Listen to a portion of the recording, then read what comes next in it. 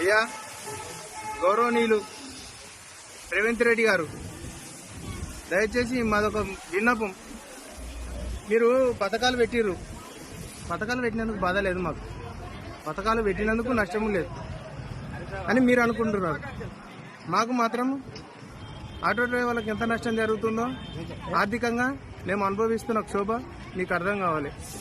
ఈరోజే అమలు చేసినందుకు మా వేల కుటుంబాలు రోడ్డున పడ్డాయి. సరే, ఇప్పటికి కాదు, రేపు కాదు, ఎప్పుడో అమలు చేసినాం. మరి మాకు కూడా ఆర్థికంగా ఏదైనా ఉపాధి కల్పించాలి మీరు దయచేసి.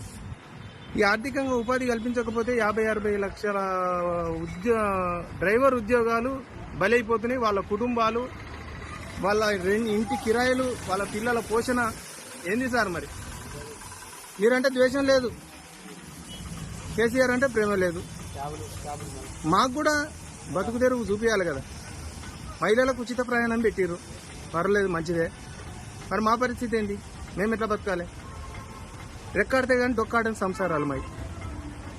పొద్దుగాలంతా వేసి పొద్దుకి తీసుకుపోయి 300 ఇంట్లో ఇస్తేనే రేపు పొద్దుగాల పిల్లల ఫీజులో, ఇంటి రెంటులో, వ్యవసాయ పనులకు, ఏదైనా పనులకు ఎలా తీసుకునే సంసారాలు మాయి.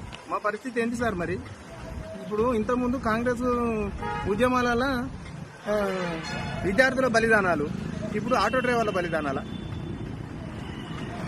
మా ఈ 50-60 లక్షల డ్రైవర్ల ప్రశ్నలకు సమాధానాలు ఎవరిస్తారు సార్?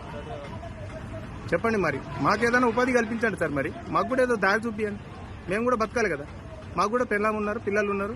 లోకం మీద జనాలలో అందరూ ఎన్నుకున్నట్టు మేము కూడా ఎన్నుకోవచ్చు, మేము కూడా చూడవచ్చు.